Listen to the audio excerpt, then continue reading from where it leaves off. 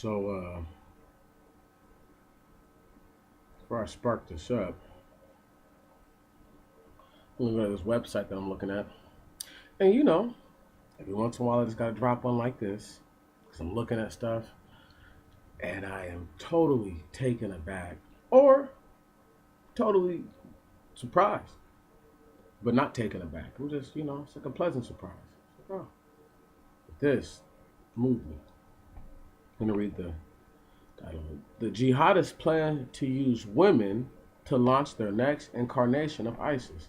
Now, that title is misleading unless you understand what they're actually talking about. I'm going to go through and read the whole thing real quick. The woman's secret flight from the caliphate took place more than 6 months ago, aided by a smuggler who helped sneak her across the Syria-Turkey border one spring night. But in spirit, this red-haired exile from the Islamic State never truly left. She covered herself in black from head to toe to greet a recent visitor to the small Moroccan house where she stays, and removed her veil only when assured that her guest, also a woman, was alone. Over sips of mint tea, she spoke admiringly of her militant husband and the comrades she met in the Islamic State, in the Islamic State's all-female brigade. Now let me stop right there. This is a red-haired chick. Well, we know that red-haired people in the Middle East normally have white skin, so we're going to go ahead and carry on. We will bring up, excuse me, calling herself Zara. She declined to give her family name because she traveled to Syria in secret. She vowed that her children would someday reclaim the Islamic paradise she believed was stolen from her family. We will bring up strong sons and daughters and tell them about the life and the caliphate, she said, fingering her teacup through black gloves. Even if we hadn't been able to keep it, our children will one day get it back. Stop right there again. So this is an assumption that they're going to they're going to tell these kids to go back and go fight for it, um, provided there's time on earth for that. Zara's blunt-spoken, fealty or fealty to the Islamic State was remarkable, given the physical and legal perils facing the Islamic State. One second. Who seek to return to former homes. 1 second. And the reason why I said 1 second is because we're going to go to that word, fealty, right? Or, yeah, fealty. A feudal tenant or vassal sworn loyalty to a lord. Formal acknowledgement, a formal acknowledgement of this. So, what they're trying to say right there is that she spoke fitly to the Islamic State, being that she was still under them, right? Was remarkable given the physical and legal perils facing the Islamic State. So pretty much they're saying like it's crazy that this chick is still putting herself under them, even though these dudes are pretty much finished. But counterterrorism officials fear that the sentiments expressed by the Moroccan women may not be so unusual. By the Moroccan woman. So she's from Morocco originally, apparently, because she's Moroccan. She's a white person from Morocco, meaning that she's probably French, realistically. However, we're going to carry on. In recent months, female immigrants to the Islamic State have been fleeing the caliphate by the hundreds, eventually returning to their native countries or finding sanctuary in detention centers or refugee camps along the way. Some are mothers with young children who said they were pressured into traveling to Iraq or Syria to be with their husbands, but a disturbing number appear to have embraced the group's ideology and remain committed to its goals, according to interviews with former residents of the caliphate as well as intelligence officials and analysts who are closely tracking the returnees. From North Africa to West Europe, the new arrivals are presenting an unexpected challenge to law enforcement officials, who are bracing for an influx of male returnees, but instead have found themselves deciding the fate of scores of women and children. Few of the women fought in battle, yet governments are beginning to regard all as potential threats, both in near term as well as the near well as and well into the future. Indeed, As the loss of the caliphate has appeared even more certain, Islamic State leaders in recent weeks have issued explicit directions to female returnees to prepare for new missions that include carrying out suicide attacks and training offspring to become future terrorists. Shit is crazy. This is real though. They were There were definitely cases of women being dragged off to ISIS. Now, listen, I want y'all to hear this because this is what, this is the kind of stuff that I'm always talking about to people that nobody wants to hear. And it's just that you can say whatever you want to say, right? But the truth is the truth. You understand? So, no light. Let's just carry on. These were, there were definitely cases of women being dragged off by ISIS. But there are others who have been radicalized. Now that's a play on words because he just told you that to a surprising number, women had already sold into the ideology, the ideology. So most of the women that were there by choice. One Kosovo native interviewed by the center admitted that she returned home only because she was in the final few weeks of pregnancy and wanted better medical care. She came out to have her baby, but said she wanted to go back and said she wanted both her kids to grow up to be martyrs. Wow! On the move for months, terrorism officials have been expecting a wave of attorneys from the caliphate, but not this one. In Morocco, the North African kingdom, whose coastline faces continental Europe from across the narrow Strait of Gibraltar, just over 1,600 male fighters traveled to Iraq or Syria since 2012 to join the Islamic State, along with along with nearly equal number of women and children, according to the figures compiled by Sufan Group, a private firm that advises government and corporations on security matters. The flow of recruits from North Africa and Europe slowed to a trickle last year as U.S.-backed forces cut off the group's supply lines and closed in on its final strongholds. Only relatively few of the male fighters have come home, despite fears of mass exodus as the caliphate neared collapse. Instead, foreign consulates in Turkey have been besieged by hundreds of women and children, the wives, mothers, and offspring of the Islamic State fighters, seeking permission to return home. Scores of Moroccan women have successfully returned, including some like Zara, who slipped in and out of the country unnoticed, and dozens more are waiting in detention centers in Turkey while their cases are reviewed. Moroccan officials acknowledge that the women pose a dilemma for policymakers and law enforcement. The country is obliged to accept custody of its citizens, but there is no set policy on how to deal with them. Returnees who committed crimes will go to jail, but the law is less clear on how to treat wives and mothers with no record of violence or history of direct participation in extremist causes. She was having sex with this dude. How is that not direct? Anyway, all the women tell us the same story. Their husbands went there because of the financial benefits and followed them because they had no choice. That's the lie that they told all of them to tell them. Most of the women who have returned so far appear intent on resuming their old lives and putting the Islamic State behind them, officials say. But the fear among security experts is that some of the returnees continue to hold radical views and will seek to indoctrinate family members. There are first and foremost their children who are supposed to bring up the way ISIS would want them to. Obviously, several recent Moroccan returnees interviewed by the Washington Post all seem relieved to be home, describing an increasingly harrowing existence inside a caliphate strained by shortages and daily airstrikes and bombardments. Each agreed to talk about their experiences on the condition that their family or names or locations not be revealed, citing fears of reprisal by the Islamic sympathizers in Morocco or arrest by authorities. We were afraid of rockets and bombings. My children were run into the corner and cry, said Zaid, who fled from Syria with her 4 children in July. The family had immigrated to Islamic State's eastern Al-Qair province in 2015, thinking that life might be better there, she said.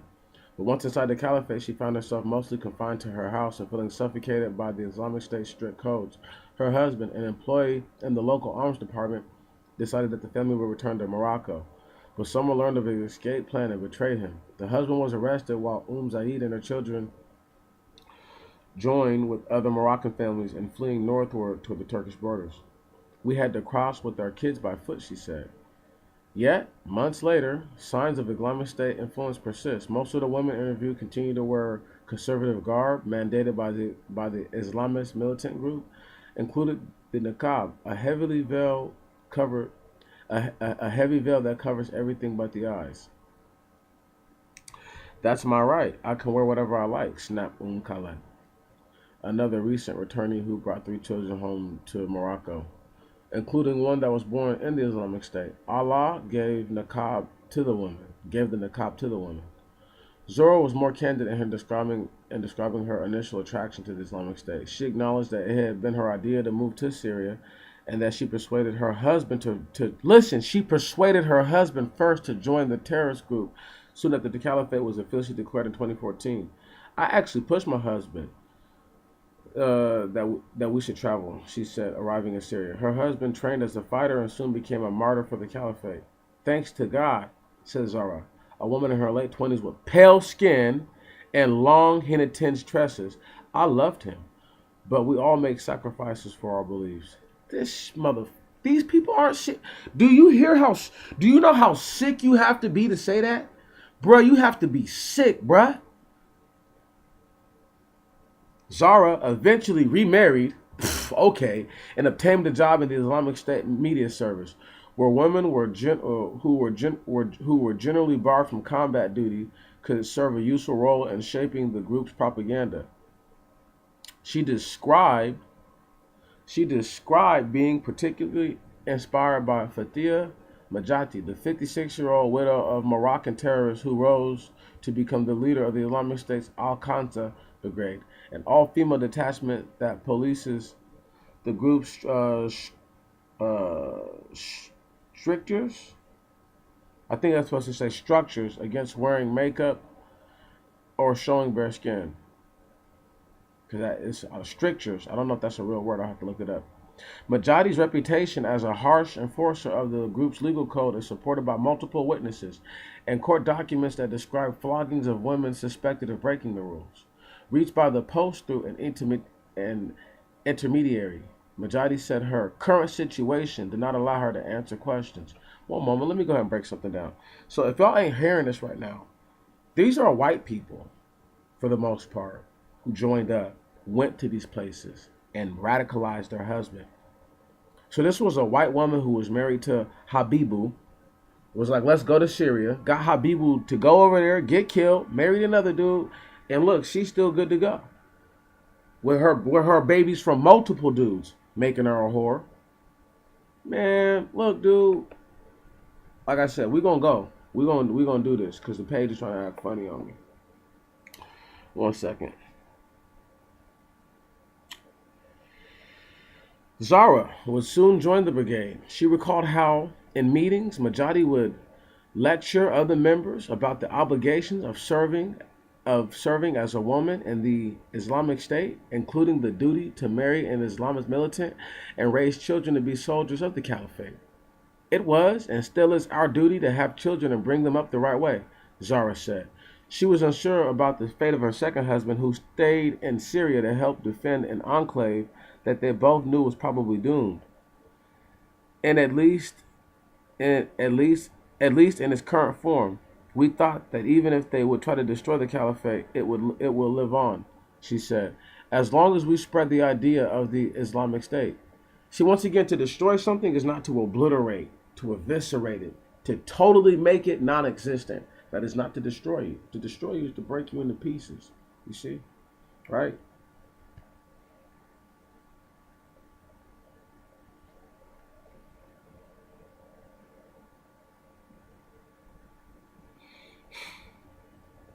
When you destroy someone's dreams, they're shattered. You understand that? So, I just need y'all to hear that. That's the real. Hold on. A mandate to kill. For many of the women returnees, the obligation appears to extend beyond nurturing of future terrorists. In recent months, the number of growing women have been tapped to carrying out military operations both inside the caliphate and inside their home countries. Since the founding of the caliphate, Islamic State leaders have traditionally discouraged women from serving as warriors or suicide bombers. But as the losses have mounted, the group has given female followers a broader mandate to kill. In the most prominent example, Commander ordered dozens of female suicide bombers to throw themselves against an advancing government troops in a last-ditch effort to defend Mosul, the Islamic State capital. In September 2016, the group's Syrian leaders guided a cell of 5 French women in a foiled attempt to carry out terrorist bombings in central Paris. Man, y'all better listen to me, dude. These are white people. These are white people doing this stuff. The people hopping in the cars are white-looking Arab dudes. They're not dark-skinned Arab-looking dudes. Look, you have to recognize how hard people already know it is on themselves. Like, people know it's hard, so they're not going to make it any more difficult than it needs to be. Carrying on. An essay last month in the Islamic State's official propaganda organ, Al-Naba sought to rally more women to fight by invoking a famous female warrior from Islam's early history, Nusayba bint Kabab, a 7th century tribeswoman who took up a sword to assist the Prophet Muhammad when he was surrounded by enemies in battle. It is not strange to Muslim women today to have a sense of honesty and sacrifice and love for faith, just like their predecessors of Mujahid women and who supported Islam, said the essay, according to a translation by Site Intelligence Group, a private organization that monitors Islamist militant media. Although the Islamic State never disallowed attacks by women, the group now appears by openly encouraging them, said Rita Katz, a former terrorist analyst and founder of Site. So once again, the woman who founded the thing Site was probably a chick who was actually in ISIS. I'm putting money on it. I'm going to look her up in a little bit. That's not going to be in this video. I'm going to bring that up later. But that's money she was in ISIS. The new call from ISIS will even allow husbands and fathers to push their wives and daughters to carry out attacks. What? Kat said, I wouldn't be surprised to see an increase of women in ISIS-inspired or coordinated attacks in the West or elsewhere. Anticipating such a turn, several European governments have begun toughening their laws for dealing with female returnees. In Belgium, France, and the Netherlands, prosecution and imprisonment are all but guaranteed for men and women who joined the caliphate and now wish to return home. Right? You're going to prison, bro. No, you're not doing nothing. I can dig it.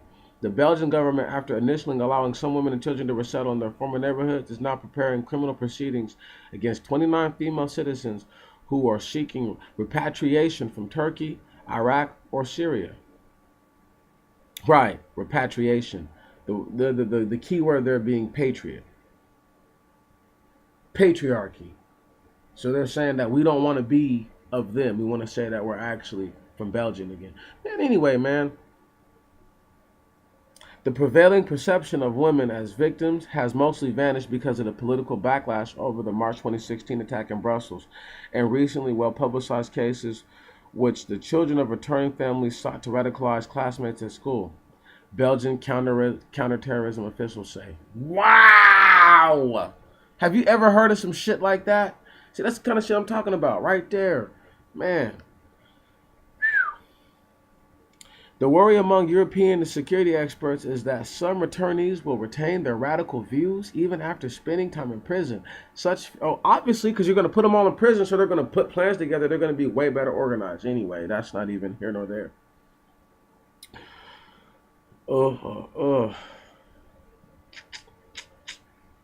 One second. Such fears are bolstered by years of research that shows the difficulty of reversing the effects of extremist indoctrination, says Thomas Renner, a Belgian terrorism expert and senior fellow at the Egmont Royal Institute for Royal International Relations, a Brussels think tank. The study confirms that mothers have proportionately greater influence when it comes to instilling radical views in children, Renard said. Since the returnees are mostly young women, there's a possibility. Well, first off, the woman is the one who's alive still. So let's go ahead and point out several things. She's still alive. So, of course, she's raising him. So of course, who above her has greater influence over this child? I mean, that's a play on words, man. No woman has ever had far greater influence over the children than a man. I'm sorry. I'm sorry to say it. A woman can give a dude an idea, but I'm not. No, I'm not. I'm not buying into that. If you want to buy into that, you grown, and I can't stop you. 1 second. So here we are with the. Since the returnees are mostly young women, there's a possibility of still more children in the coming years. And so, right, they're gonna go get with somebody who's a weak old poop butt simp, give him babies, and she gonna turn him into a terrorist and the babies. So there's a real possibility that these women will raise their children also to accept a very radical version of Islam. Even with the imposition of stricter laws and mandatory prison sentences, some attorneys could remain under the Islamic State away. Some attorneys could remain under the Islamic State sway for years to come. We can safely say that when they come out of prison, a majority will not have de-radicalized, Renard said, and some will not have abandoned their allegiances to violent jihad. Man, do y'all see how I had to? I had to. 21 minutes in, y'all. We had to read the whole article, y'all. We had to. That's what they're doing. So if you think that a chick who went and fought, I want y'all to think about this right now. They was getting bombed on and all kinds of stuff, and they're still able to teach these kids to be radicalized. So how could a woman in this country who is told that it's okay to allow her child to become a homosexual or a miscreant of any sort, how could that not prevail? If it's directed towards a specific community of people, a specific culture of people, how is it not going to prevail on some level? The outcry is the violence of these people saying, "Save me from myself, for I don't know better."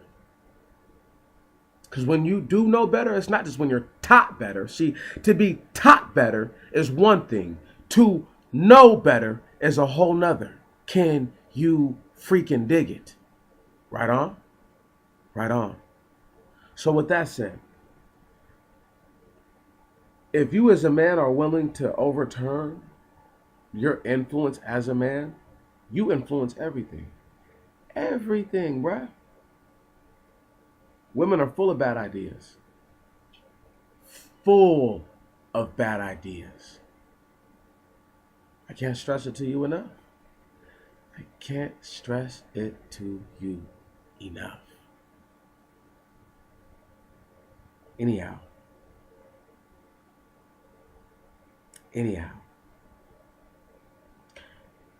These people are white people for the most part. If y'all ain't caught that. So these homegrown terrorists, this all that stuff, these are white people, bruh. Every once in a while there's a black person or a black looking person involved or a yellow looking person. You get what I'm saying, right? But bro, these are white people fighting against white people. It seems to be the struggle or the story of Earth, or for them, their whole existence. I just wanted y'all to hear that. I don't want nothing else from you. Just a good old expound. Y'all take it easy. Much love. I'm out.